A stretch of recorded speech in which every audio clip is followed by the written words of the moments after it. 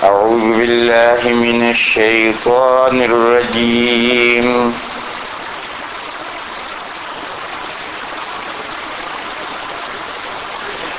ما كان محمد أبا أحد من رجالكم ولكن رسول الله وخاتم النبيين وكان الله بكل شيء عليما صدق الله مولانا العظيم۔ بزرگوں اور بھائیوں، کہاں آؤ گے بھائی؟ جگہ تو ہے نہیں، بیٹھ جاؤ جہاں ہو وہیں بیٹھ جاؤ۔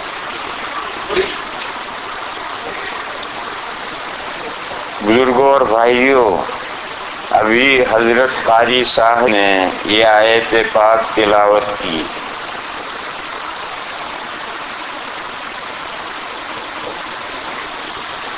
آج کی مختصر سی صحبت میں اسی آیت پاک کو سمجھ لو۔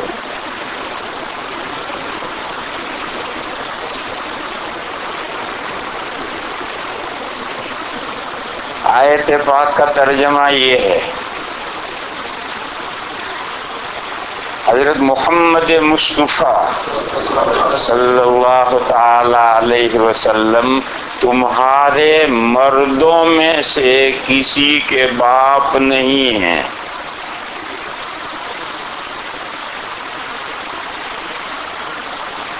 لڑکیوں کے باپ تو حضور تھے۔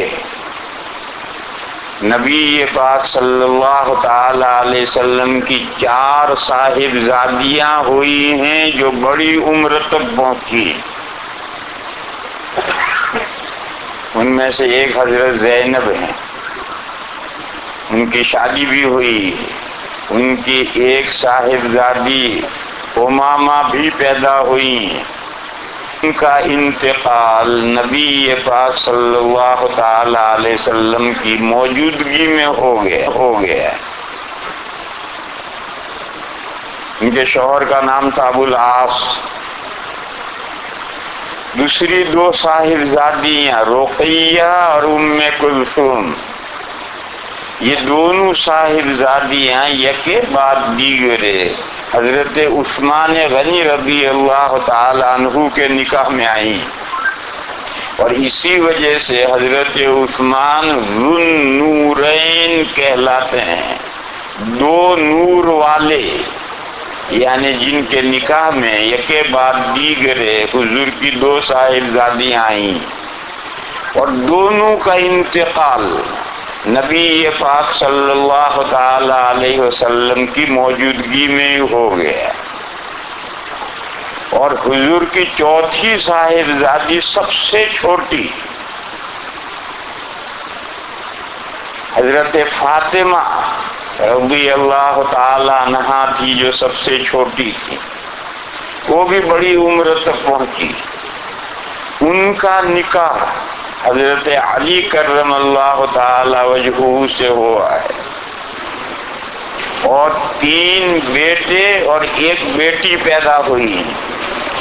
سب سے بڑے حضرت حسن تھے، ان کے بعد حضرت حسین تھے، اس کے بعد ایک لڑکا اور ہوا ہے جس کا نام تھا محسن، اور ایک صاحبزادی پیدا ہوئی ہے جن کا نام تھا ام کلثوم۔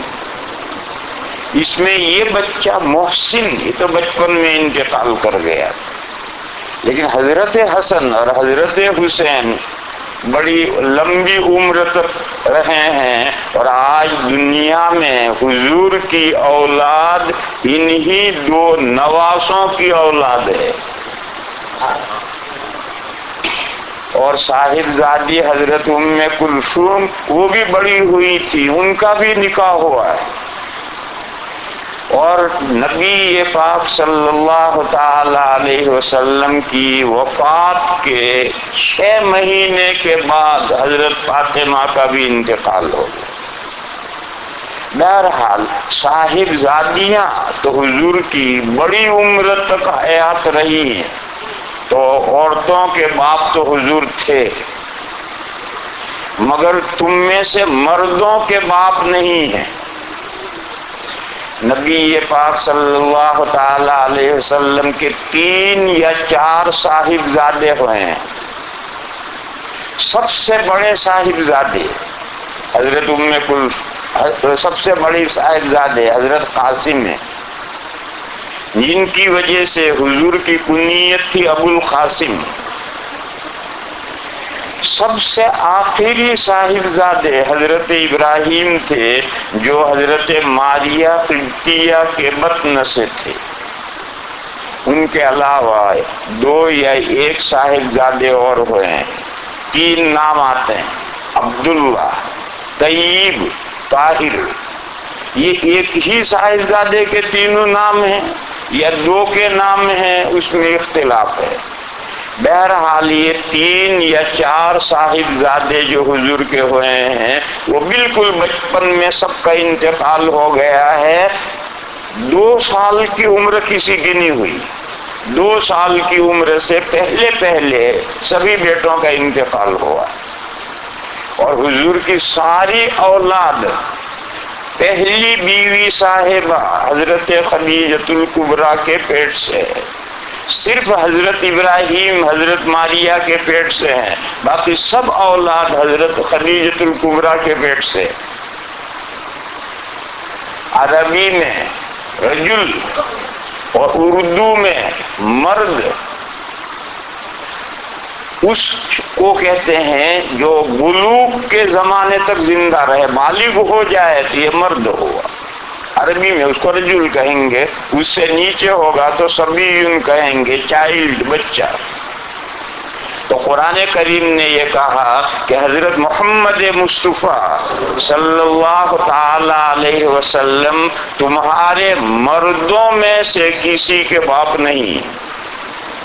عورتوں کے باپ تو ہیں، بچوں کے باپ بھی ہوئے ہیں، لیکن حضور کے صاحبزادوں میں سے کوئی صاحبزادہ بلوغ کے زمانے تک نہیں پہنچا۔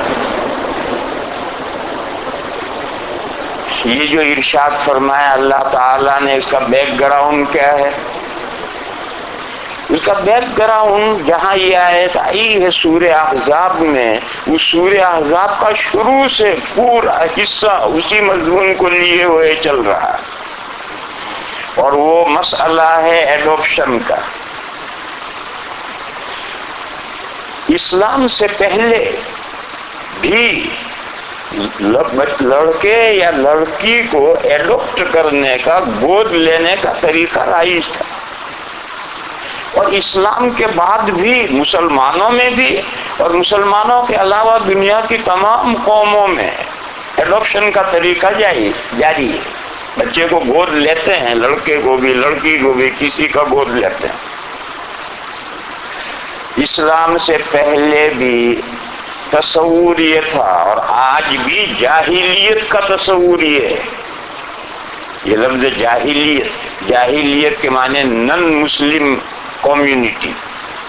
جاہلیت کا مطلب یہ ہے کہ جو اسلامی تعلیمات سے واقف نہیں ہے، دوسرا کوئی مذہب مانتے ہیں، دوسرے مذاہب کے جو ماننے والے جہاں ہیں وہ سب جاہلیت کہلاتے ہیں۔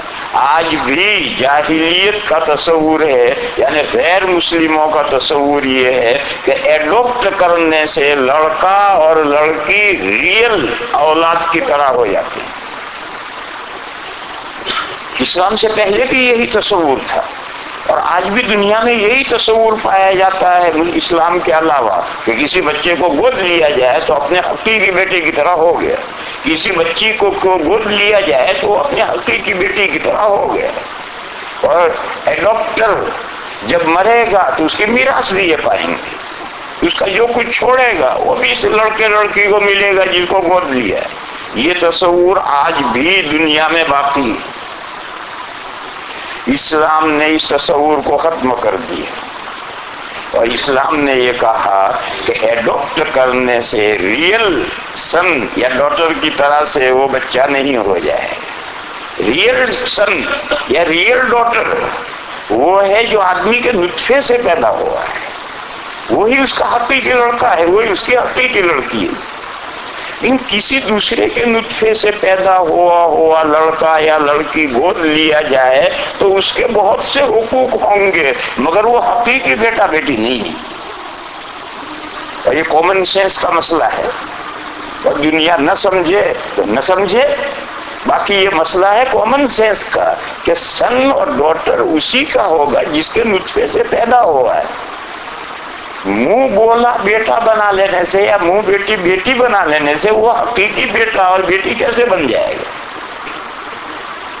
قرآن کریم نے سورہ احزاب میں جہاں سے یہ مسئلہ شروع کیا ہے، 3 مثالیں دی کہ جیسے یہ 2 مثالیں رونگ ہیں، یہ بھی رونگ ہے۔ لوگ کہتے ہیں فلاں آدمی چھوٹے دل کا ہے، فلاں آدمی تھوڑ دلا ہے، فلاں آدمی 2 دلا ہے، 2 ہارڈ ہیں۔ یہ سب محاورے ہیں، حقیقت کچھ نہیں۔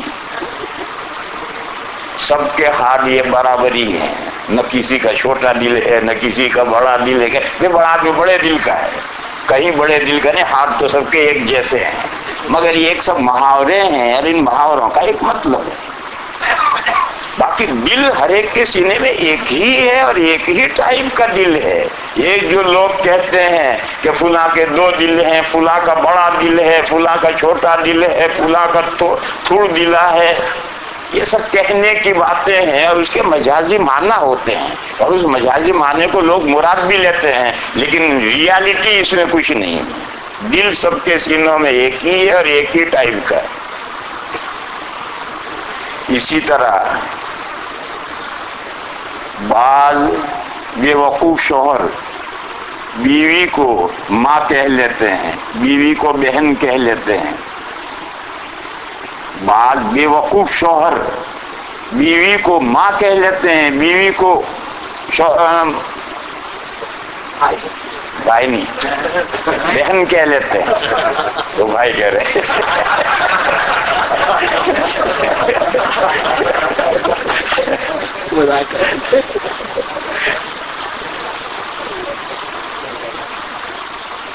تو وہ تیری ماں ہے، وہ تیری بہن ہے۔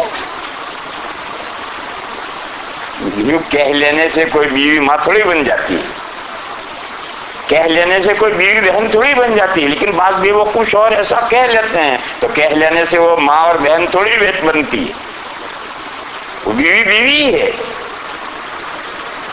البتہ قرآن نے کہا کہ ایسی نامعقول بات کیوں کہی، لہذا زہار ہو گیا اور زہار کا کفارہ ادا کرو گے تب بیوی سے فائدہ اٹھا سکتے ہو، یہ پینلٹی لگا دی۔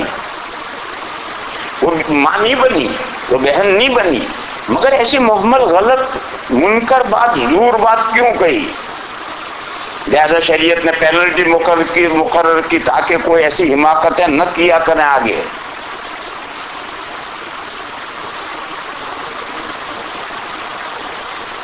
ایک لطیفہ یاد آیا، کوئی خان صاحب ہو تو ناراض مت ہوئی ہو، ایک خان صاحب کی بیوی کا انتقال ہو گیا تو وہ بہت رو رہے، تو کسی نے کہا خان صاحب بیوی کے مرنے پر اتنا رونے کی کیا ضرورت ہے؟ بیوی کی موت کا صدمہ جیسے کوہنی کی چوٹ، کوہنی پر چوٹ لگتی ہے تو ایک دم بڑی سخت چوٹ لگتی ہے، 2 منٹ میں ختم۔ تو کہا بیوی کے مرنے پہ اتنا کیوں رو رہے ہو، دوسری کر لی ہو؟ کہنے لگے بابا وہ ہمارا بیوی ہی نہیں تھا، وہ ہمارا چھوٹا موٹا ماں بھی تھا۔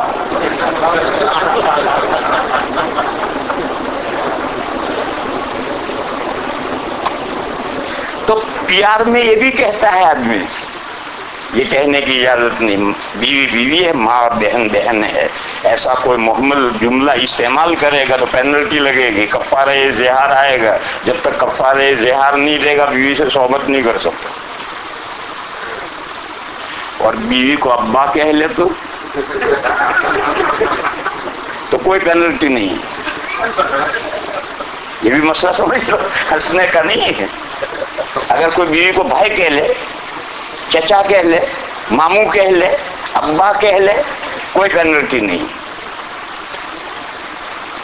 عرب میں بیٹے کو بھی کہتے ہیں تعال ابویا، اور بیوی سے کہیں گے تعال ابویا۔ بیٹے کو بھی باپ کہتے ہیں اور بیوی کو بھی باپ کہتے ہیں۔ عرب میں جاؤ، سعودیہ میں یہی محاورہ ہے، بیٹے کو بھی کہیں گے، بیٹی کو بھی ابویا، اور بیوی کو بھی کہیں گے ابویا۔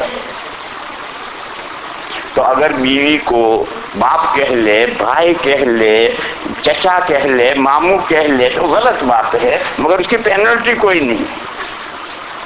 اور ماں کہہ لے یا بہن کی طرح کہہ لے، بہن کی طرح، صرف بہن نہیں، بہن کی طرح اور بہن ماں کی طرح تو پینلٹی لگے گی۔ ماں کی طرح اور بہن کی طرح کا مطلب یہ ہے کہ جیسے ماں سے اور بہن سے صحبت حرام ہے، میرے لیے تجھ سے بھی صحبت حرام ہے، یہ مطلب ہوتا ہے ماں کی طرح اور باپ کیا بہن کی طرح۔ اور یہ کہے کہ تعال یا امی، بیوی سے کہہ دے، یہ زہار نہیں ہوگا، اس کا کوئی کفارہ نہیں۔ تو قرآن کریم نے کہا کہ تم جو اپنی بیویوں کو ماں کہہ لیتے ہو وہ تمہاری مائیں نہیں ہیں، وہ تمہاری وائف ہیں۔ اور جو کچھ لوگ کہتے ہیں بیوی کو کہتے ہیں تعال یا ابویا، یہ سب منہ کی باتیں ہیں، خواہ مخواہ کی فضول باتیں۔ اسی طرح سے قرآن نے کہا کہ جو تم کسی کے بیٹے کو اپنا بیٹا کہہ لیتے ہو، کسی کی بیٹی کو اپنی بیٹی کہہ لیتے ہو، ایڈاپٹ کر لیتے ہو، منہ بولا بیٹا بیٹی کہہ لیتے ہو، اس سے وہ ریئل بیٹا بیٹی نہیں بنتا۔ بس ایک بیٹی گود لی، یہ بیٹی بڑی ہو گئی، یہ ایڈاپٹر اس سے نکاح کر سکتا ہے، وہ اس کی بیٹی نہیں ہے، وہ اجنبی لڑکی ہے۔ وہ بڑی ہو کر بالغ ہونے کے بعد بھی اگر ایڈاپٹر کے محرم نہ ہو، بھائی کی بیٹی ہے تو محرم ہے، لیکن ایک اجنبی آدمی کی بیٹی ہے، اس کی محرم نہیں ہے، تو یہ ایڈاپٹر جس نے اس سے گود لیا ہے، یہ بڑے ہونے کے بعد اس کو نکاح کر سکتا ہے۔ ایک عورت نے ایک لڑکا گود لیا تو وہ ماں نہیں بن گئی، یہ لڑکا بڑا ہونے کے بعد جب بالغ ہو جائے گا تو یہ ایڈاپٹ کرنے والی عورت کے لیے اسے پردہ ضروری ہے، اور وہ محرم نہ ہو تو اسے نکاح بھی ہو سکتا ہے۔ بیٹا بیٹی کہہ لینے سے بیٹا بیٹی کے احکام نہیں آئیں گے، مرنے کے بعد میراث کے احکام بھی نہیں آئیں گے۔ مگر یہ بات ایسی عجیب و غریب ہے کہ آج تک دنیا یہی مانتی چلی جا رہی ہے، اسلام سے پہلے بھی یہی مانتی چلی جا رہی تھی۔ اسلام نے اسلام چاہتا تھا کہ وہ بھی تمہارا لاؤڈ اسپیکر گیا، اسلام یہ چاہتا تھا کہ یہ بات بالکل مسلمانوں میں سے ختم ہو جائے، یہ تصور ہی ختم ہو جائے۔ اس کے لیے نبی پاک صلی اللہ تعالی علیہ وسلم کا ایک معاملہ پیش آیا، ایک واقعہ پیش آیا۔ ایک لمبے واقعے میں نبی پاک صلی اللہ تعالی علیہ وسلم نے حضرت زید بن حارثہ کو ایڈاپٹ کیا تھا، اپنا بیٹا بنا لیا تھا، اور زمانے جاہلیت کے تصور کے مطابق سن آف کی جگہ ان کے باپ کا نام نہیں بولا جاتا تھا، زید بن حارثہ نہیں کہا جاتا تھا، بلکہ زید بن محمد کہا جاتا تھا۔ یہ تو نبوت سے پہلے کا واقعہ ہے۔ پھر وہ بڑے ہو گئے تو نبی پاک صلی اللہ تعالی علیہ وسلم نے ان کا نکاح اپنی پھوپھی ذات بہن سے کروایا۔ حضرت زینب بنت جحش رضی اللہ تعالی عنہا سے ان کا نکاح کروایا گیا، مگر میاں بیوی میں موافقت نہیں ہوئی، روز دونوں میں لڑائی جھگڑے ہوتے رہتے تھے، اور حضرت زید کے باپ کی جگہ پر تو حضور تھے، تو بیٹے کا اگر بیوی کے ساتھ جھگڑا ہوگا تو باپ سے ہی کہے گا۔ تو حضرت زید بار بار حضور سے کہتے تھے میرا اس بیوی کے ساتھ نباہ نہیں ہوگا۔ بیوی اونچے خاندان کی تھی، قریش کی تھی، حضور کی پھوپھی ذات بہن تھی، اور حضرت زید پر غلامی کا داغ لگا ہوا تھا، وہ غلام رہے تھے کسی زمانے میں، اور حضور نے آزاد کر کے ان کو اپنا بیٹا بنایا تھا. تو حضور بار بار انہیں سمجھاتے رہے کہ نباہ کرو، میری وجہ سے انہوں نے تمہارے ساتھ نکاح منظور کیا ہے، اب اگر تم اسے طلاق دے دو تو ایک داغ اور لگے گا اس پر. بار بار حضور ان کو سمجھاتے رہے مگر بیل منڈے نہیں چڑھی. بیل جانتے ہو، کدو کی بیل کی، اور چھت کے اوپر چڑھ کر پھر پھیلے گی. یہ جو چھت کا کنارا، دیوار کا کنارا یہ منڈا ہے، بیل وہاں تک چڑھے گی تو اوپر جا کر پھیلے گی، بیل منڈے نہیں چڑھی. اور ایک وقت آیا کہ حضرت زید نے حضرت زینب کو طلاق دی.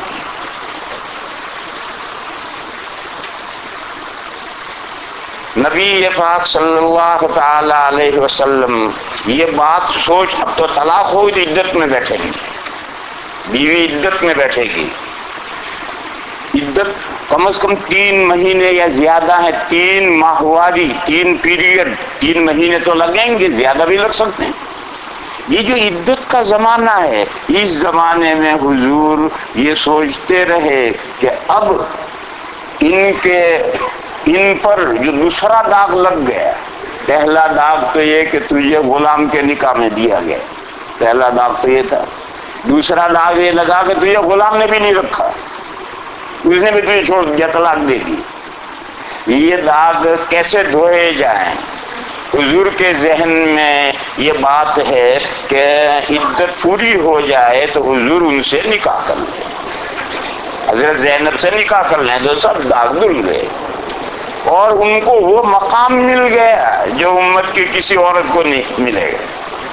یہ حضور کے ذہن میں ہے، مگر ڈر یہ ہے کہ مخالفین اسلام طوفان کھڑا کریں گے کہ اپنے بیٹے کی بیوی سے یعنی بہو سے نکاح کر دیا. بہو سے نکاح حرام ہے، اور پہلے سے یہ تصور چلا آ رہا تھا کہ ایڈاپٹ کرنے سے وہ ریئل بیٹا بن جاتا ہے، تو اس کی بیوی بہو ہے اور بہو سے نکاح حرام ہے.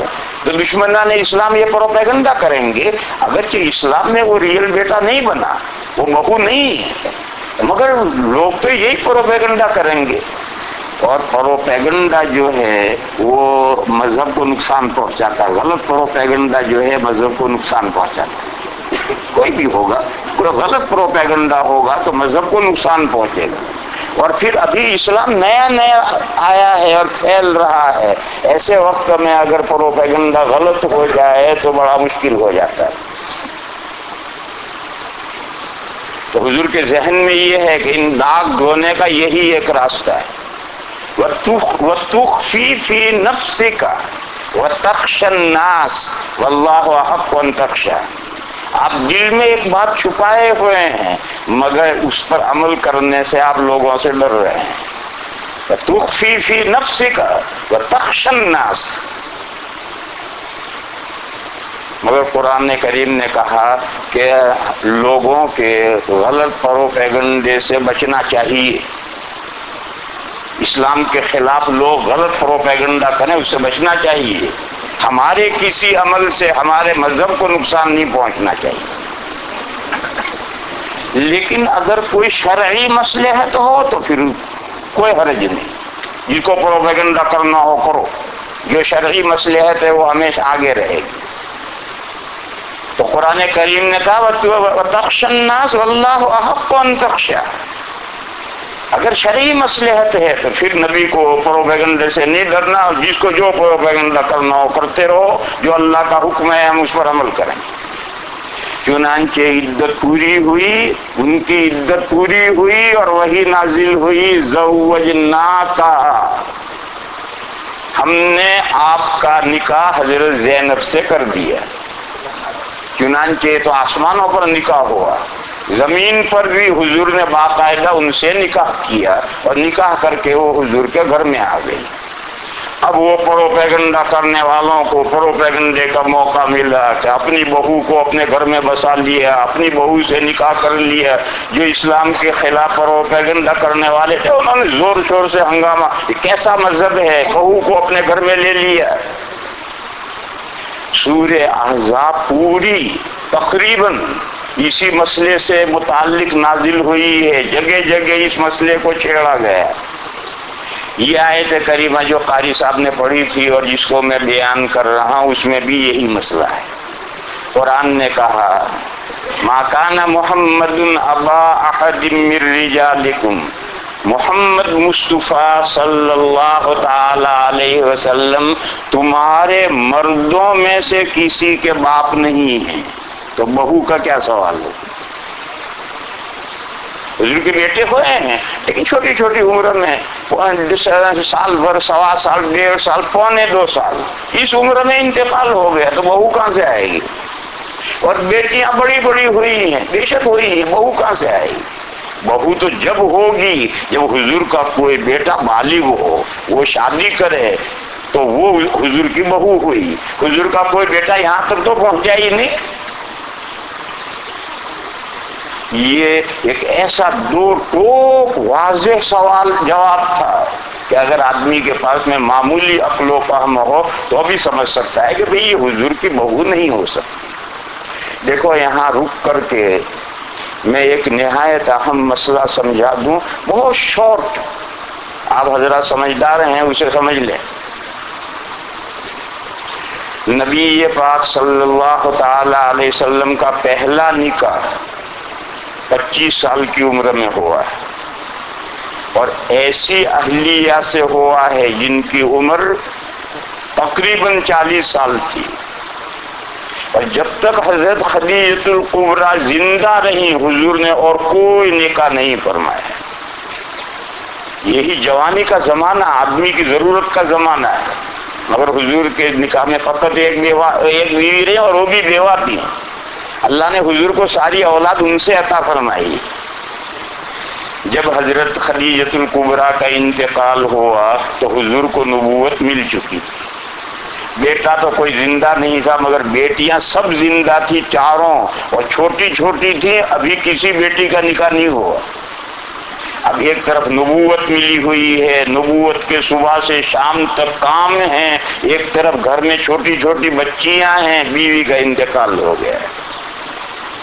تو خاندان نے یہ مشورہ دیا کہ آپ دوسرا نکاح فرما لیں تو بیوی گھر میں آ کر ان بچیوں کو سنبھالے۔ چنانچہ حضور نے اب دوسرا نکاح کیا اور حضرت سودا بنت زمعہ رضی اللہ تعالی عنہا سے نکاح کیا، جو 2 جگہ سے بیوہ ہو چکی تھی اور بوڑھی اور بڑی عمر کی تھی، بہت بوڑھی تو نہیں، بڑی عمر کی تھی، اور 2 جگہ سے بیوہ ہو چکی ہیں۔ حضور نے ان سے نکاح کیا۔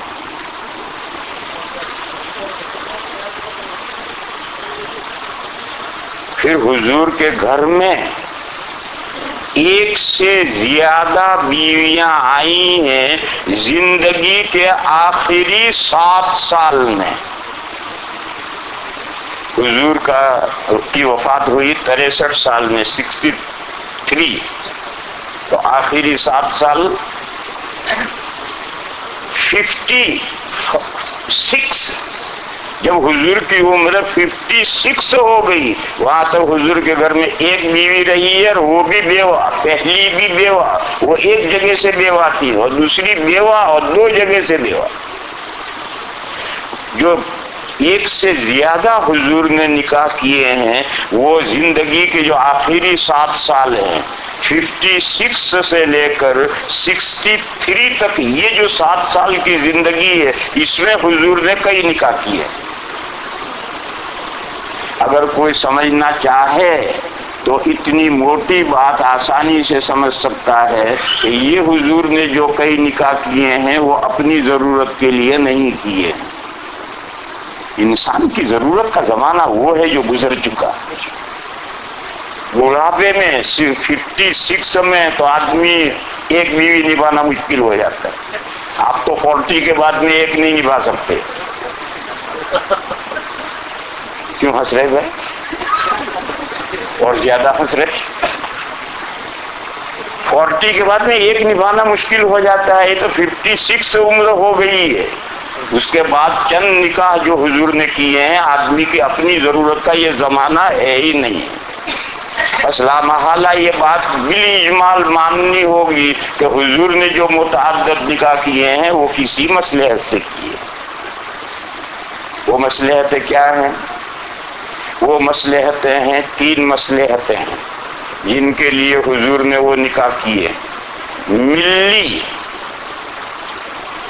ملکی یا کہو سیاسی، ملکی کہو یا سیاسی کہو، اور شخصی. شخص سے مراد حضور کی ذات نہیں، اندر پرسن. یہ 3 مقاصد سے حضور نے یہ جتنے بھی نکاح کیے ہیں آخری 7 سال میں، حضور نے اپنی زندگی کے آخری 7 سال میں جو نکاح فرمائے ہیں وہ ان 3 مقاصد سے کیے ہیں: ملی، ملکی، سیاسی اور شخصی. ملی یعنی دینی، ملی یعنی دینی. ایسے نکاح حضور کے 2 ہوئے ہیں، اور وہ دونوں نکاح حضور نے نہیں کیے ہیں، اللہ نے آسمان سے کروائے. جو دینی اور ملی نکاح، ظاہر ہے ملت کی مصلحت حضور سے زیادہ اللہ جانتے ہیں. تو 2 نکاح حضور نے ملی مصلحت، دینی مصلحت سے کیے ہیں، اور حضور نے نہیں کیے.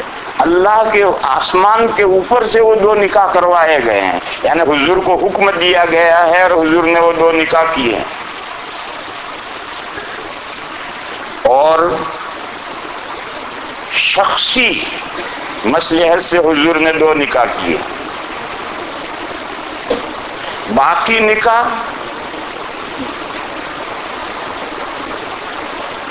سیاسی مقاصد سے کیے گئے. باقی 4 نکاح ہیں، 2 اور 2 4، اور باقی 4 سیاسی مصلحت سے کیے. ان میں سے 2 میں جو سیاسی مصلحت تھی وہ پوری ہو گئی، اور 2 میں پوری نہیں ہوئی. اللہ کا اختیار ہے. انسان ایک پروگرام بناتا ہے، کوئی ضروری نہیں وہ پروگرام پورا ہو. اور 9ویں بیوی وہ تھی جو پہلے سے حضور کی چلی آ رہی، حضرت سودا. حضرت خدیجہ کے انتقال کے بعد حضرت سودا سے جو نکاح کیا تھا یہ 9ویں بیوی ہے. اور باقی 9 بیویوں میں سے جو 8 رہ گئی ان میں سے 2 نکاح حضور نے دینی مصلحت سے کیے ہیں، ملی، اور 2 نکاح شخصی مصلحت سے کیے ہیں، اور 4 نکاح سیاسی اور ملکی مصلحت سے کیے ہیں، جن میں 2 میں مصلحت بروئے کار آ گئی اور 2 میں نہیں آئی. حضرت عائشہ صدیقہ رضی اللہ تعالی عنہا سے جو حضور نے نکاح کیا ہے وہ ملی اور دینی مقصد سے کیا ہے، اور حضور نے نہیں کیا، اللہ کی طرف سے کروایا گیا ہے. اس کی تھوڑی تفصیل سنا دوں میں. آج یہ اس سفر کا آخری بیان ہے، یہ لمبا ہو جائے، گھبرائیے مت.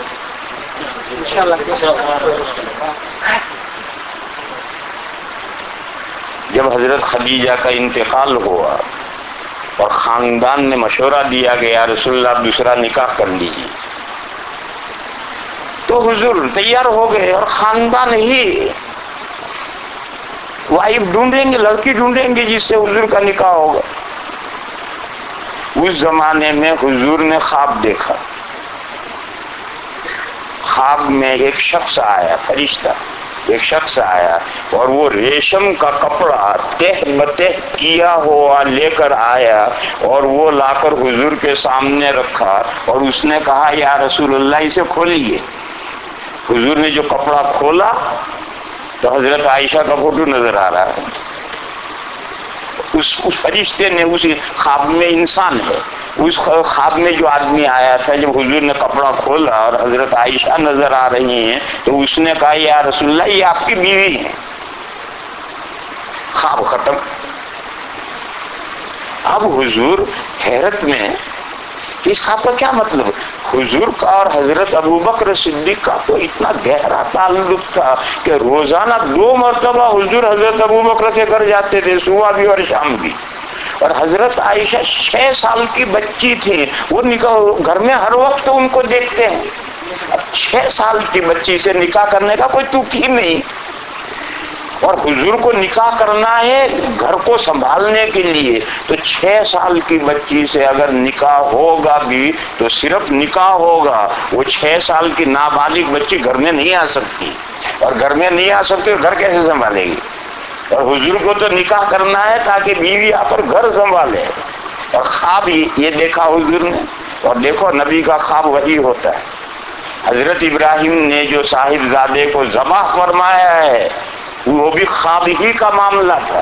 انی ارا فی المنام، باقاعدہ حضرت جبرائیل آ کر وہی پہنچا گئے ہوں کہ اللہ کا حکم ہے کہ اپنے بیٹے کو ذبح کرو، ایسی وہی نہیں آئی تھی۔ حضور نے حضرت ابراہیم نے خواب دیکھا تھا، پہلی مرتبہ خواب دیکھا تو 100 اونٹ ذبح کر کے غریبوں کو کھلائے، پھر خواب دیکھا، پھر دوبارہ 100 اونٹ ذبح کر کے کھلائے، پھر وہی خواب دیکھا، تو حضرت ابراہیم سمجھ گئے کہ بیٹے کا ذبح کرنا ہی مقصود ہے، اور پھر وہ ذبح کا واقعہ وغیرہ قرآن کریم میں آیا ہے۔ بہرحال نبی کا خواب وہی ہوتا ہے، تو یہ حضور کو جو خواب دکھایا گیا یہ بھی وہی ہے۔ اب حضور یہ سوچ رہے ہیں کہ اس نے چھوٹی نابالغ بچی سے اگر نکاح کر بھی لیا جائے تو وہ تو گھر میں تو آ نہیں سکتی، اور ضرورت ایسی بیوی کی ہے جو گھر کو سنبھالے۔ تو اب سوچتے ہیں حضور کے اس خواب کا کیا مطلب ہے؟ بخاری شریف کی روایت میں ہے حضور نے یہ دل میں کہا کہ اگر یہ خواب اللہ کی طرف سے دکھایا گیا ہے تو اللہ اس خواب کو پورا کریں گے، یعنی کسی نہ کسی دن۔ ابھی تو ان سے نکاح کر کے گھر میں لانے کا سوال ہی نہیں ہے، ابھی تو کوئی اور بیوی ڈھونڈنی ہے جو بیوی آ کر گھر سنبھالے، اور یہ اگر بیوی بننے والی ہیں تو اللہ تعالیٰ اس کو پورا کریں گے، کسی وقت جب موقع آئے گا اللہ پورا کریں گے۔ ان کان من اللہ یمضی۔ اچھا، ادھر یہ خواب دیکھا، 1-2 دن کے بعد پھر حضور نے یہی خواب دیکھا، پھر 2-4-5 روز کے بعد میں پھر تیسری مرتبہ یہی خواب دیکھا۔ کوئی فرشتہ آتا ہے ایک ریشمی کپڑا لے کر رکھتا ہے، وہ کہتا ہے یا رسول اللہ کھولیے، حضور کھولتے ہیں، اندر حضرت عائشہ نظر آ رہی ہیں، وہ کہتا ہے یا رسول اللہ آپ کی بیوی۔ ادھر تو حضور یہ خواب دے رہے، وقفے وقفے سے یہ خواب دیکھ رہے ہیں، ادھر حضرت ابو بکر صدیق رضی اللہ تعالیٰ عنہ دل میں ایک بات سوچ رہے ہیں، وہ یہ سوچ رہے ہیں اچھا اس عرصے میں حضور کا حضرت سودا سے نکاح ہو گئے، حضرت ابو بکر یہ سوچ رہے ہیں کہ یہ بڑی عمر کی خاتون ہے حضرت سودا، یہ زیادہ عمر ان کی اب نہیں ہوگی، کچھ سالوں کے بعد ان کا بہرحال انتقال ہو جائے گا۔ ایسا ہوتا ہے کوئی 100 سال تک بھی رہتا ہے، لیکن ایک ایوریج عمروں کا ہے، اس کے اعتبار سے آدمی اندازہ کرتا ہے۔ تو حضرت ابو بکر صدیق یہ سوچ رہے ہیں کہ حضرت سودا کچھ زیادہ دن نہیں رہیں گی، بڑی عمر کی ہے، ایک وقت کے بعد انتقال ہو جائے گا، تو اگر میں حضرت عائشہ کے ساتھ حضور کا نکاح کر دوں تو جب ان کا انتقال ہوگا وہاں تک یہ بڑی ہو جائیں گی اور یہ جا کر حضور کا گھر سنبھال لیں۔ یہ پلان حضرت ابو بکر اپنے دل میں سوچ رہے ہیں کہ آج اگر میں یہ نکاح کر لوں تو جب یہ حضرت سودا نہیں رہیں گی اس وقت یہ بڑی ہو چکی ہوں گی اور یہ جا کر گھر سنبھال لیں گے۔ چنانچہ حضرت ابو بکر نے خود پیشکش کی کہ یا رسول اللہ آپ عائشہ سے نکاح کر لی۔ تو حضور تو 3 مرتبہ وہ خواب دیکھ چکے تھے، اب سمجھ میں بات آئی، حضور نے قبول کر لیا اور حضور کا حضرت عائشہ کے ساتھ نکاح ہو گیا، نکاح ہو کر بات ختم، اور بچی جب بالغ ہوں گی اس کے بعد جو کچھ ہونا ہے ہوگا، نکاح بھی ہو گیا۔ دیکھو مسئلہ نکاح نابالغی میں ہو سکتا ہے، لڑکا نابالغ ہو لڑکی نابالغ ہو، دونوں نابالغ ہو، نکاح ہو سکتا ہے، لیکن رخصتی اس وقت عمل میں آئے گی جب لڑکی شوہر کا تحمل کر سکے، تب رخصتی عمل میں آئے گی، اس سے پہلے رخصتی عمل میں نہیں آئے گی۔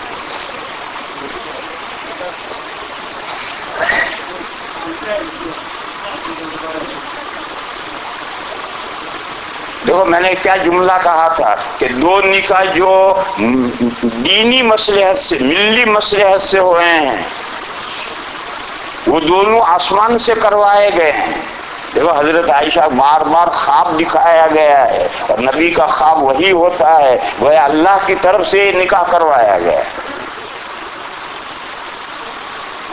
دوسری بات کہ حضرت عائشہ جو حضور کے نکاح میں آئیں تو دین کی کیا مصلحت پوری ہوئی، جس کو ہر مسلمان جانتا ہے، ہر علماء خوب جانتے ہیں۔ حضور نے صحابہ میں یہ اعلان کیا تھا، خذوا نصف دینکم من حمیرہ، حضور نے فرمایا تم اپنا آدھا دین عائشہ سے حاصل کرو۔ وہ آدھا دین انہوں نے محفوظ کیا تھا۔ دیکھو آدھا جو ہے میرے بھائیوں کوانٹیٹی کے اعتبار سے نہیں، بلکہ آدھا ہے حالات کے اعتبار سے۔ دیکھو علم فرائض جس میں میراث کے مسائل ہیں اس کو ہاف نالج کا آدھا ہے، تو چھوٹی سی کتاب میں سارا علم فرائض آتا ہے، پھر وہ آدھا کیسے ہو گیا؟ تو علماء نے کہا ہے کہ انسان کی دو حالتیں ہیں، ایک زندگی کی ایک موت کی، تو وہ علوم جو زندگی سے متعلق ہیں وہ آدھے، اور علم الفرائض موت کی حالت سے متعلق ہے، لہذا وہ آدھا۔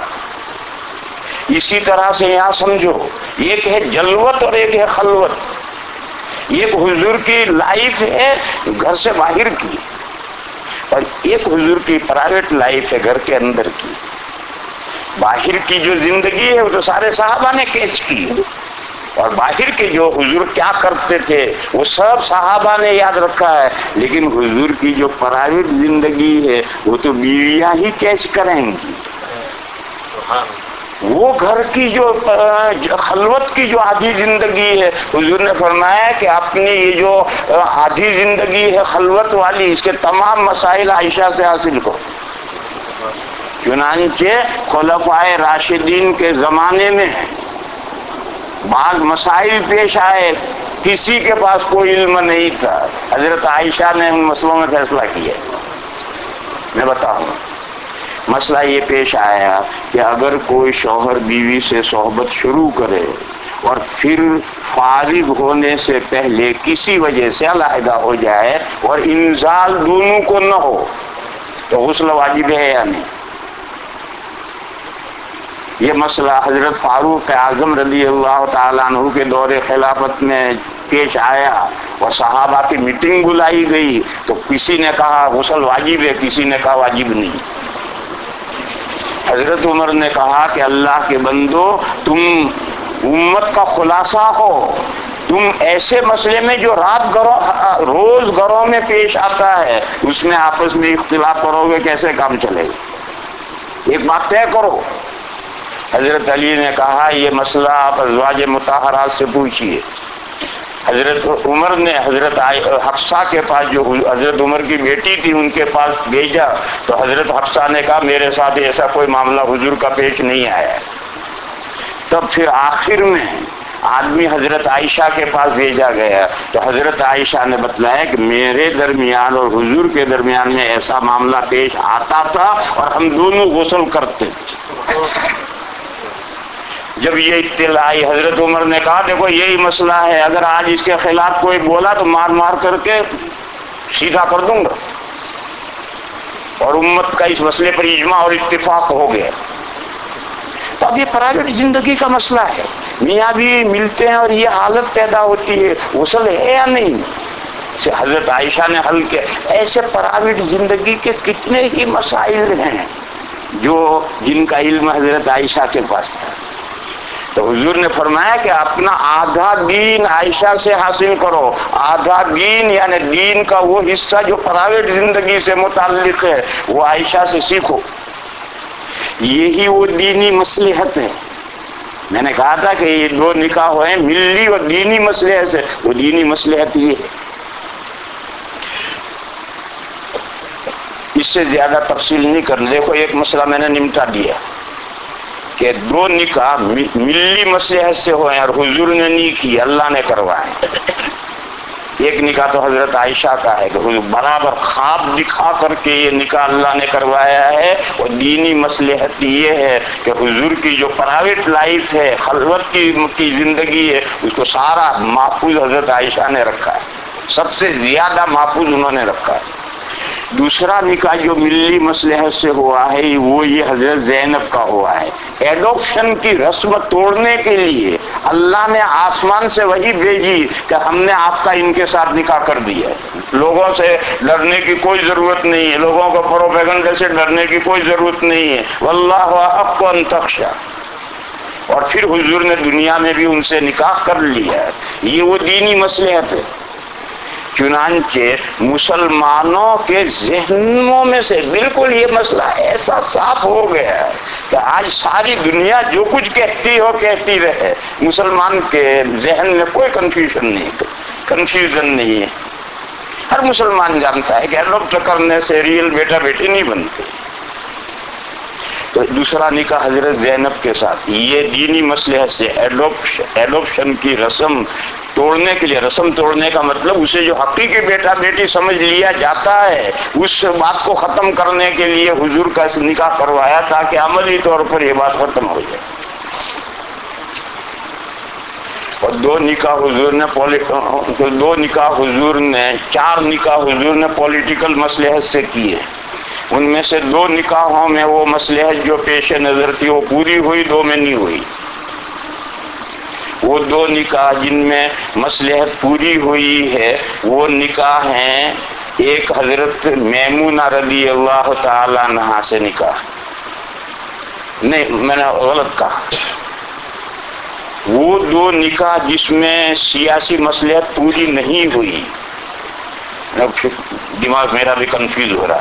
وہ 2 نکاح جو جس میں سیاسی مصلحتیں پوری ہوئی ان میں ایک نکاح حضرت معاویہ رضی اللہ تعالی عنہ کی بہن حضرت ام حبیبہ سے ہوا, اور دوسرا نکاح قبیلہ بنو مستلق کی سردار کی لڑکی حضرت جویریہ. ان 2 سے جو نکاح ہوا سیاسی مصلحت سے تھا اور وہ مصلحتیں پوری ہوئی. اور 2 نکاح سیاسی مصلحت سے کیا گیا مگر وہ مصلحت پوری نہیں ہوئی. ایک حضرت میمونہ رضی اللہ تعالی عنہ سے نکاح کیا اور ایک حضرت صفیہ سے جو یہود کے خیبر کے یہودیوں کی لڑکی تھی. ان 2 سے سیاسی مصلحت سے نکاح ہوا مگر وہ دونوں مصلحتیں پوری نہیں ہوئی. اس کی بڑی لمبی تفصیلیں ہیں مگر میں بہت شارٹ نمٹا ہوں اسے. آپ سمجھنے والے سمجھ لیں گے, علماء تفصیل کر لیں گے. مکہ اور مدینہ والوں کے درمیان میں یعنی کفر و اسلام کی جنگ مسلسل جاری تھی. حضور ہجرت کر کے یہاں آئے تو پیچھے انہوں نے جنگ کی تیاری شروع کرنے کے لیے ہتھیار خریدنے کے لیے قافلہ بھیجا شام. اس قافلے کو روکنے کے لیے وہ ہتھیار لے کر وہاں سے آ رہا تھا. اس کا لیبل تھا کہ تجارتی قافلہ ہے, تجارتی قافلہ نہیں تھا, وہ ہتھیار خریدنے گیا تھا, ہتھیار لے کر آ رہا تھا اور انہی ہتھیاروں سے مدینہ پر حملہ ہونا تھا. انگریزی والے کہتے ہیں best policy of defence is attack. Best policy of defence is attack. دفاع کا بہترین ذریعہ حملہ ہے. حضور نے سوچا کہ اس قافلے کو روک دیا جائے, جو ہتھیار لے کر آ رہا ہے اس کو روک دیا جائے. یہ ہتھیار اگر مکہ پہنچ گئے تو ہماری موت آ جائے گی. تو حضور اس قافلے کے تلاش میں مدینہ سے نکلے اور اسی قافلے کے ہتھیاروں کو بچانے کے لیے مکہ سے 1000 کا لشکر نکلا. اور اللہ کو جو منظور تھا وہ قافلہ ہتھیار لے کر بچ کر چلا گیا اور حضور کا ان 1000 کے لشکر سے مقابلہ ہو گیا بدر میں. اور آنکھ جھپکنے میں اللہ تعالیٰ نے قصہ آر پار کر دیا. کافروں کے 70 مارے گئے اور 70 پکڑے گئے. مسلمان صرف 12 شہید ہوئے. بدر میں صرف 12 مسلمان شہید ہوئے جبکہ مسلمانوں کے پاس کوئی ساز و سامان نہیں تھا. بہرحال بدر سے یہ جنگ شروع ہوئی, پھر احد ہوئی, پھر اور چھوٹا بدر ہوا, پھر غزوہ احزاب ہوا. غزوہ احزاب کے بعد حضور نے ایک خواب دیکھا کہ حضور صحابہ کے ساتھ عمرہ کرنے تشریف لے گئے، احرام باندھ کر طواف کیا، سعی کی، سر منڈا دیے، زلفیں کٹوا دیے، احرام کھول دیے، خواب پورا ہو گیا۔ نبی کا خواب وہی ہوتا ہے۔ اور مکہ کی محبت صحابہ اور حضور کے دل میں بے حد تھی، تو حضور نے اور صحابہ نے یہ سمجھا کہ اگر حضور اور صحابہ عمرہ کرنے جائیں گے تو مکہ والے نہیں روکیں گے، کیونکہ مکہ کامن پراپرٹی تھی۔ حج یا عمرہ کرنے آنے والے کو روکنے کا کسی کو حق نہیں تھا، دشمن بھی آ سکتا۔ چنانچہ حضور اور صحابہ عمرے کا احرام باندھ کر چلے اور حدیبیہ میں مکہ والوں نے روک دیا، اور لمبا چوڑا پھر کوئی صلح ہو گئی۔ صلح یہ ہوئی کہ 10 سال کے لیے جنگ کی ڈبیا بند۔ اب مکہ والے مدینہ والے 10 سال نہیں لڑیں گے۔ اب نہ لڑنے کی وجہ سے آمد و رفت شروع ہوئی، مکہ والے مدینہ آتے ہیں، مدینہ والے مکہ جاتے ہیں، مکہ والے مدینہ آئیں گے تو ان کے سامنے اسلام پیش کرنے کا موقع ملے گا، مدینہ والے وہاں جائیں گے ان کے سامنے اسلام پیش کریں گے۔ دوسری بات یہ تھی کہ اس سال مسلمان صحابہ، حضور اور صحابہ عمرے کا احرام توڑ کر واپس جائیں اور اگلے سال آئیں۔ اور تیسری شرط یہ تھی کہ جب اگلے سال آئیں گے تو 3 دن صحابہ اور حضور مکہ میں رہیں گے، مکہ والے مکہ خالی کر کے باہر چلے جائیں گے۔ چنانچہ اگلے سال حضور عمرہ کرنے جائیں گے۔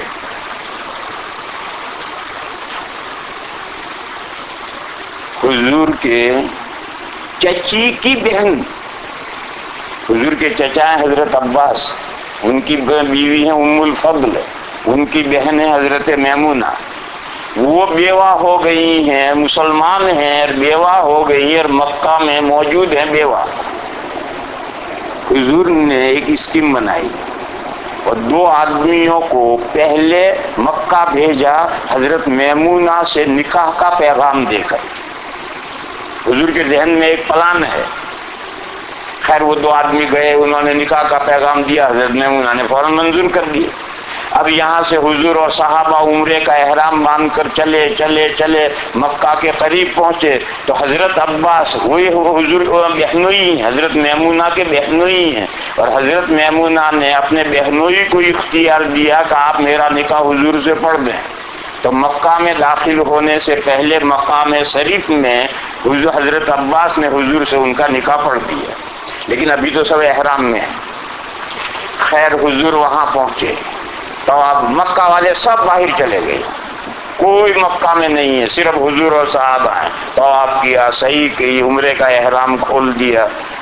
دوسرے دن، پہلے دن تو یہ کام ہوئے، دوسرے دن حضور نے مکہ والوں کے پاس ایک آدمی بھیجا اور ان کو کہا کہ میں نے یہاں مکہ میں ایک نکاح کیا ہے، میں چاہتا ہوں یہاں رخصتی عمل میں آئے اور اس کے اگلے دن میں ولیمہ کروں اور آپ سب حضرات کو ولیمے کی دعوت۔ مگر شرط کے مطابق ان 3 دن کے اندر وہ نہیں آ سکتے۔ معاہدہ جو ہے، اس معاہدے کی روح سے ان 3 دن میں وہ مکہ والے نہیں آئیں گے، اور چوتھے دن حضور نہیں رہ سکتے۔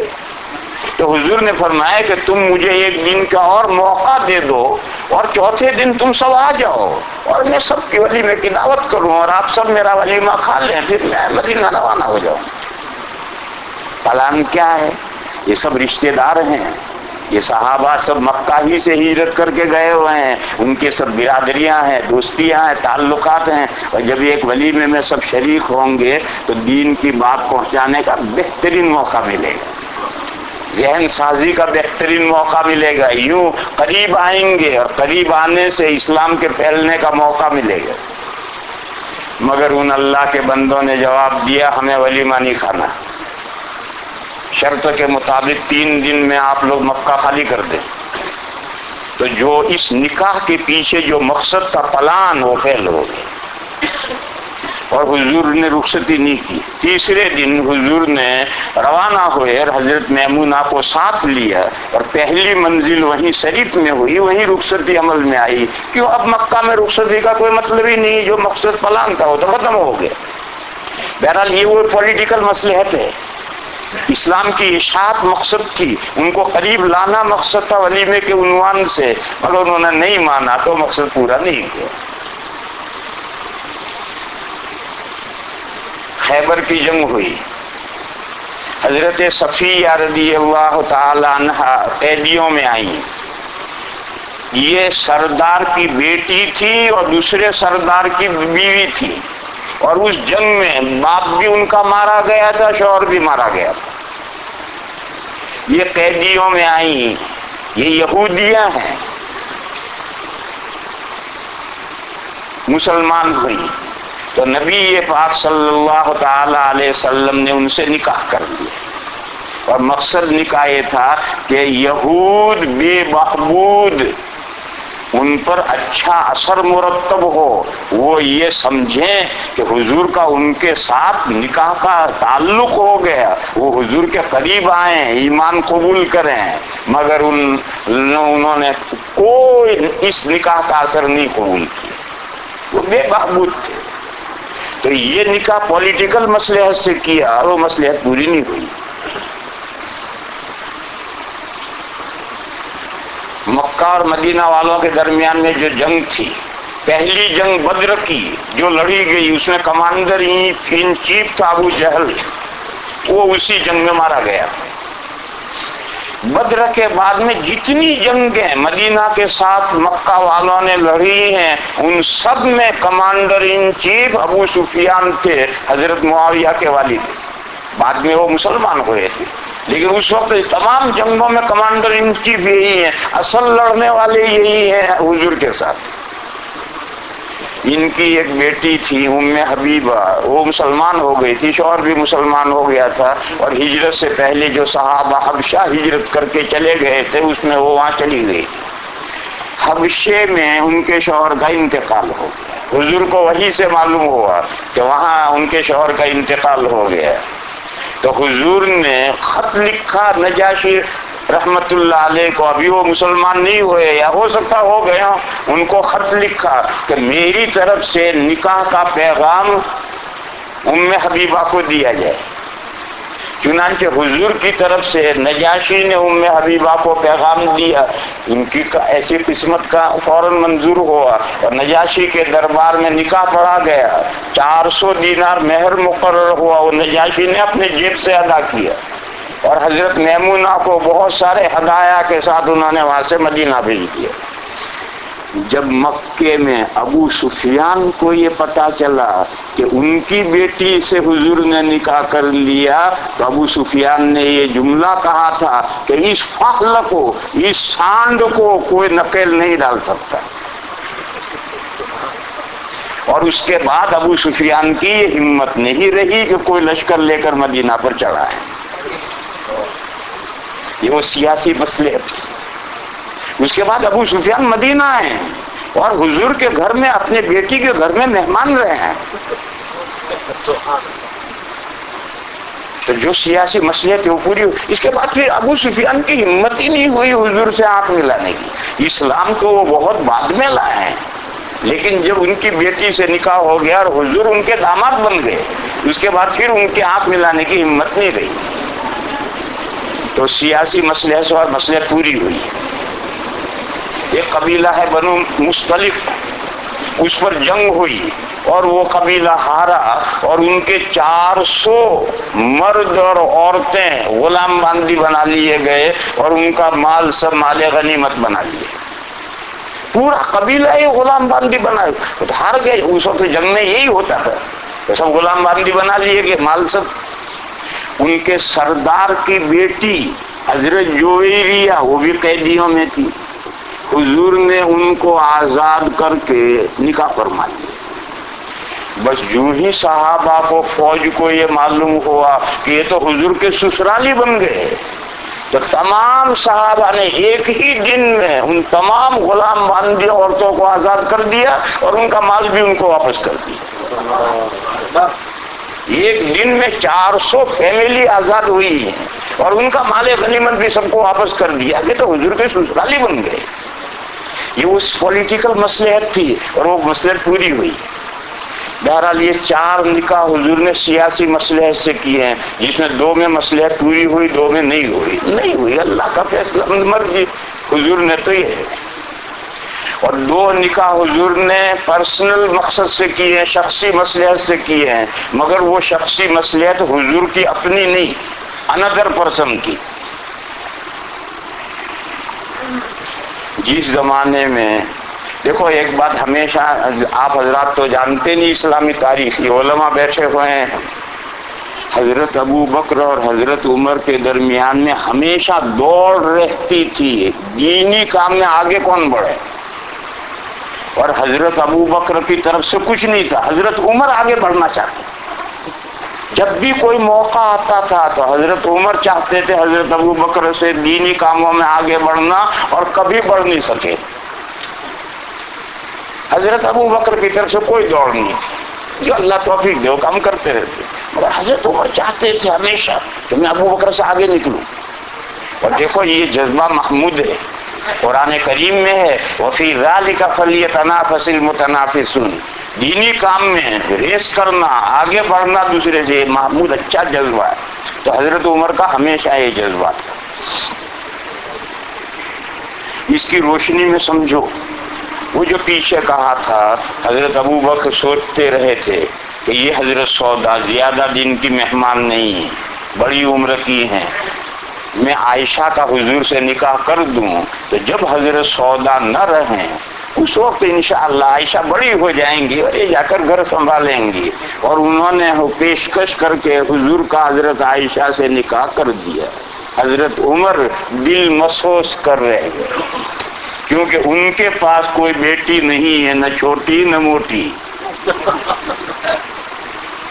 حضرت ابو بکر کے پاس بیٹی تھی، وہ تو ایک بہت بڑی فضیلت آگے بڑھ کر انہوں نے حاصل کر لی، اب حضرت عمر کیا کریں، دل محسوس کر رہ گئے۔ حضور کو اس کا احساس تھا کہ عمر پر اس کا بہت ایفیکٹ ہے، کہ افسوس کہ میرے پاس کوئی بیٹی نہ ہوئی، میں بھی ابو بکر کا مقابلہ کرتا۔ خیر بات چلتی رہی، مکی دور ختم ہوا، ہجرت کا زمانہ آ گیا، حضرت عائشہ بالغ ہو گئی، بڑی ہو گئی، حضور کے گھر میں آ گئی۔ حضور کے گھر میں 2 بیویاں پہلے مرتبہ اکٹھا ہوئی، ایک تو آلریڈی حضرت سودا تو تھی، حضرت عائشہ جب بالغ ہوئی تو دوسری بیوی حضور کے گھر میں حضرت عائشہ آئی۔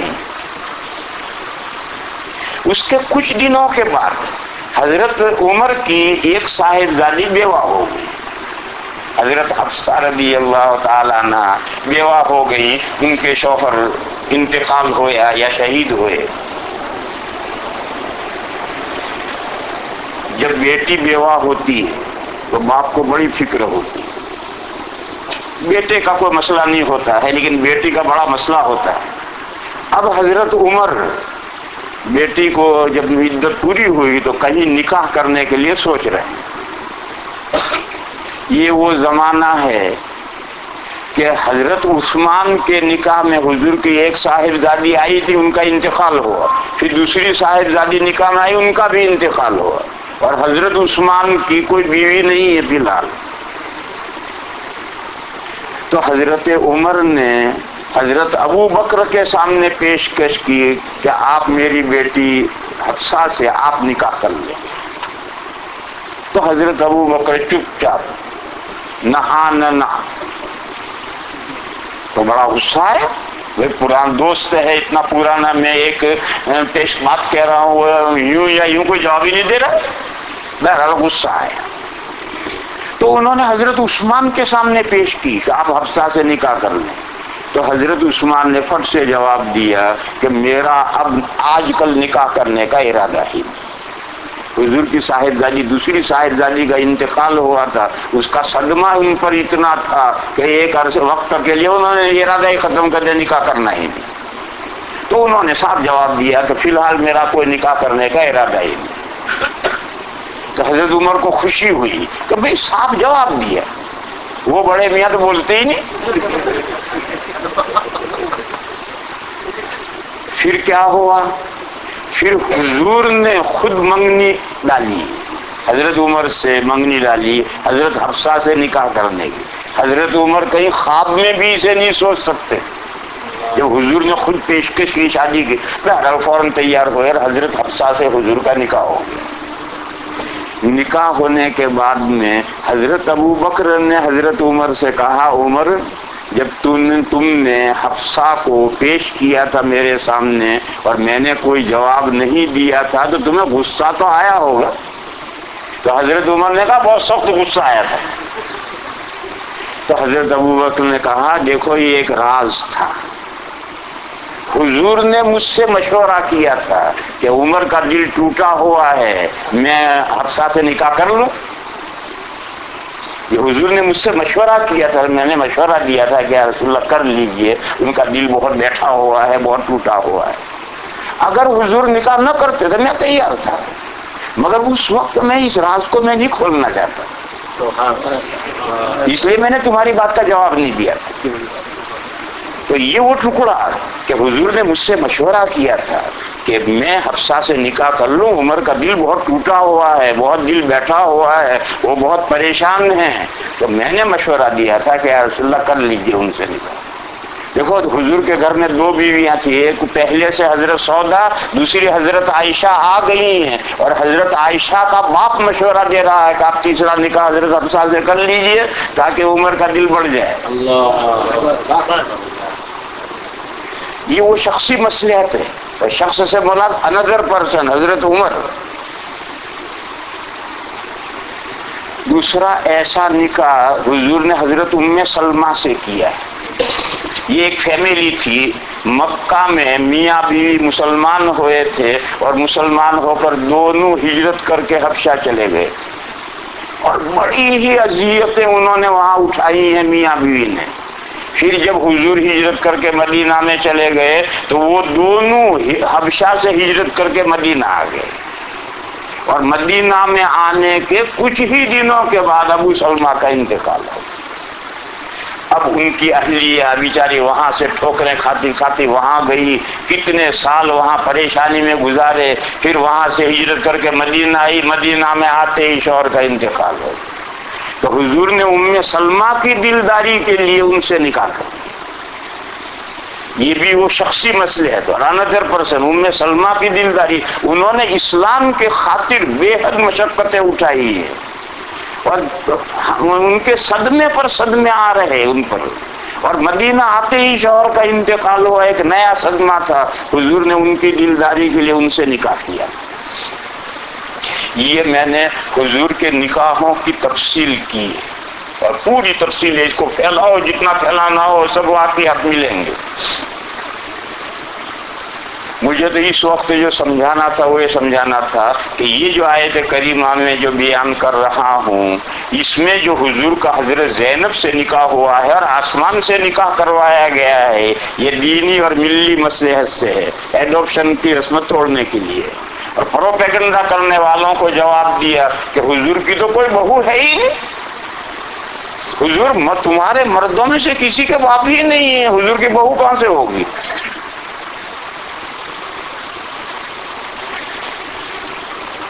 وہ کون حضرت بیٹھے ہیں پگڑی والے مولانا کون ارے ادھر آ جاؤ وہاں کہاں بیٹھے ہو آنے تو مولانا کوئی مفتی صاحب ادھر لا حول ولا قوت وہاں بیٹھے ہیں آنے راستہ دو بھی حضرت کو.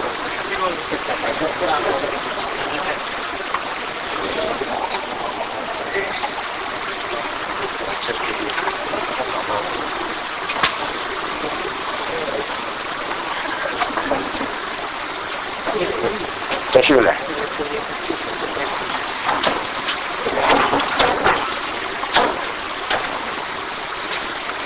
اب ایک سوال پیدا ہوا کہ حضور کا کوئی لڑکا مرد کی حد تک پہنچا ہی نہیں. یہ تو کوئی خوبی کی بات نہیں یہ تو کوئی خوبی کی بات نہیں. یعنی ایک حقیقت ہے اس میں ضم کا پہلو ہے. ایک حقیقت ہے اس میں ضم برائی کا پہلو ہے. آدمی کے لڑکے بڑے بڑے ہو جائیں ان کی عورتیں ہوں صاحب اولاد ہو تو آپ کے لیے فخر کی بات ہے میرے اتنے لڑکے ہیں.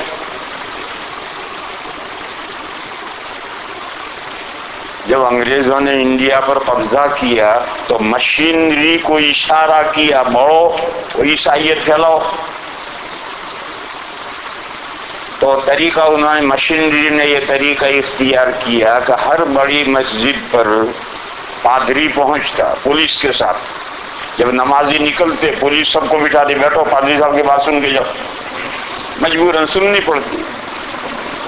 تو ایسے ہی کسی مسجد پر سب بڑے بے شمار نمازی نکلے، پولیس نے سب کو بٹھایا پادری صاحب کی بات سنو. پادری صاحب کھڑے رہے. ایک صاحب کو کہا گول ٹوپی والے کھڑے ہو. کھڑے ہوئے. کیا نام بتایا. تمہارے ابا کا کیا نام بتایا. بیٹھ جاؤ. فلاں صاحب 25-30 آدمیوں کو کھڑا کیا، سب سے نام پوچھے اور سب کے ابا کا نام پوچھا، سب نے اپنے باپ کا نام بتایا. اس کے بعد پادری صاحب نے تقریر شروع کی اور کہا کہ ارے مسلمانوں، تمہاری اپنوں پر پتھر پڑ گئے ہیں، کیا ہے؟ ان 25 آدمیوں سے میں نے پوچھا، سب کا باپ ہے اور سب نے باپ کا نام بتایا، اور تم حضرت عیسیٰ علیہ السلام کے بارے میں کتنی بھونڈی بات کہتے ان کا کوئی باپ ہی نہیں. تمہاری اپنوں پر پتھر پڑ گئے ہیں کیا؟ جو چیز تم اپنے لیے پسند نہیں کرتے ہر ایک باپ کا نام بتا رہا، اور حضرت عیسیٰ کے بارے میں کہتے ان کا کوئی باپ ہی نہیں تھا. اب مجمع خاموش. جاؤ اگلی نماز میں جب آؤ اپنے مولویوں سے پوچھ کر جواب لائیو، میں اگلی نماز میں پھر آؤں گا.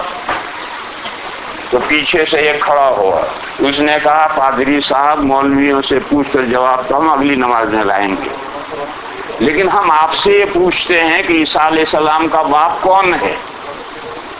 گاڈ ہے، وہ سن آف گاڈ ہے، اللہ کے بیٹے. اچھا اللہ کے بیٹے. اس نے کہا اللہ میاں کے کتنے بیٹے ہیں؟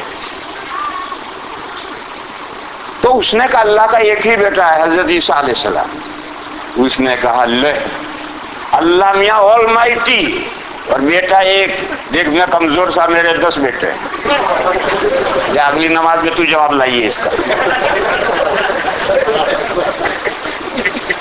آیا نہیں پھر اگلی نماز میں، کیونکہ اگر بیٹا ہونا کمال ہے تو آل مائٹی کے اتنے بیٹے ہونے چاہیے کہ کوئی گن نہ سکے، ایک ہی بیٹا کیوں؟ اور اگر بیٹا ہونا عیب ہے تو پھر ایک بیٹا ہونا بھی عیب ہے، اس سے اللہ پاک. بہرحال بیٹے ہونا، بہت سارے بیٹے ہونا، بڑے بڑے ہونا، صاحب اولاد ہونا، یہ تو آدمی کے لیے فخر کی بات ہے کہ میرے اتنے بیٹے ہیں. اور آپ قرآن کہہ رہا ہے کہ محمد صلی اللہ تعالی علیہ وسلم تمہارے بیٹوں میں سے کسی کے باپ نہیں ہیں. تو اس میں ضم کا پہلو.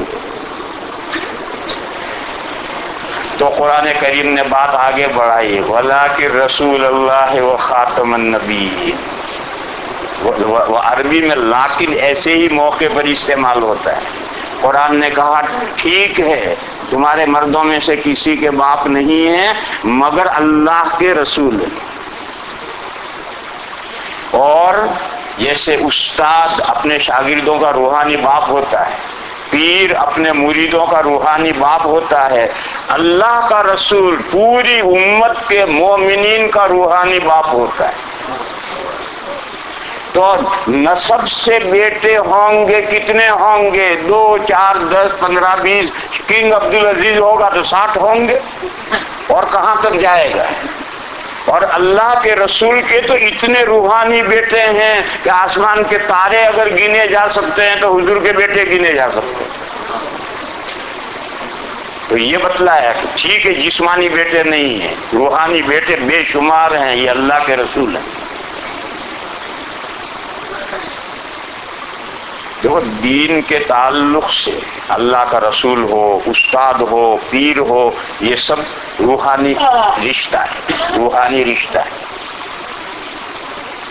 یہ قصہ سنو، بہت پرانا واقعہ ہے. جب میں طالب علم تھا دارالفتہ کا تو اپنے استاد کے ساتھ شاہجہاں پور گیا تھا. وہاں سے آتے ہوئے بریلی آتا ہے تو وہاں چند مسافروں کے درمیان میں ہم دیوبندی طالب علم 2 تھے، پھنس گئے. انہوں نے ہمیں چھیڑنا شروع کیا. ایک بولا اشرف علی کو جانتے ہو؟ تو میں نے کہا کہاں رہتے؟ کہنے لگے نہیں وہ تو مر گئے. میں نے کہا میں زندوں کو سب کو نہیں جانتا، مرے ہووں کو کہاں سے جانوں؟ چپ. پھر دوسرا بولا فتاوی رشیدیہ کے بارے میں کیا رائے ہے آپ کی؟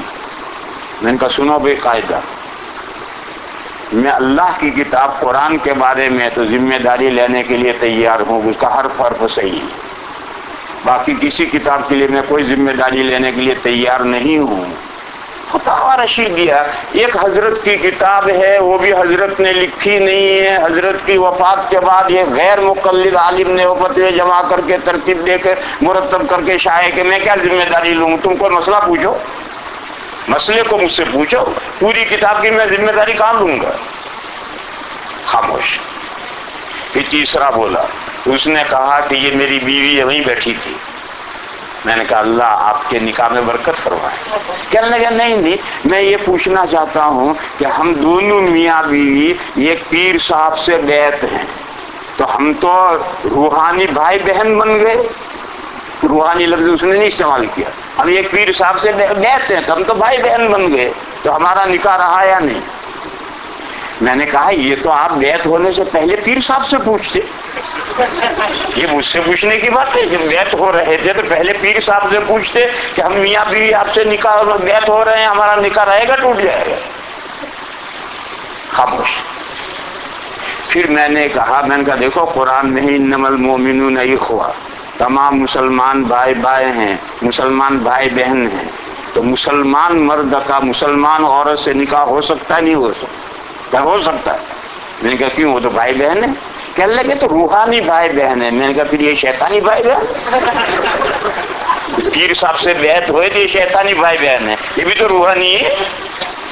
بہرحال قرآن نے یہ کہا کہ تمام مسلمان انما المؤمنون اخوہ بھائی بہن ہیں. اسی طریقے سے اللہ کا رسول اپنی امت کا روحانی باپ ہے. تو حضور کے اگر 25 جسمانی بیٹے نہیں ہوئے تو روحانی بیٹے کتنے ہیں؟ اور بیٹے ہی نہیں، یہ کہا کہ حضور صرف اللہ کے رسول نہیں ہیں، تمام نبیوں کی آخری کڑی، خاتم النبیین ہیں. آپ کے دارالعلوم دیوبند کے بانی حضرت مولانا قاسم صاحب نانوتوی نے اپنی ایک کتاب تحذیر الناس میں یہ مضمون پورا تفصیل سے لکھا ہے کہ حضور اکرم صلی اللہ تعالی علیہ وسلم پر تین طرح سے حضور خاتم النبیین ہے. حضور 3 طرح سے خاتم النبیین ہے. ختم نبوت زمانی، یعنی آدم علیہ السلام سے جو سلسلہ شروع ہوا، جب تمام انبیاء آ چکے تو زمانے کے اعتبار سے سب سے آخر میں حضور نبی بھیجے گئے. حضور کے بعد قیامت تک کسی طرح کا کوئی نبی، نو روم، کوئی امکان نہیں، کوئی جگہ نہیں. اس کا نام ہے ختم نبوت زمانی. تو حضور خاتم النبیین ہے زمانے کے اعتبار سے.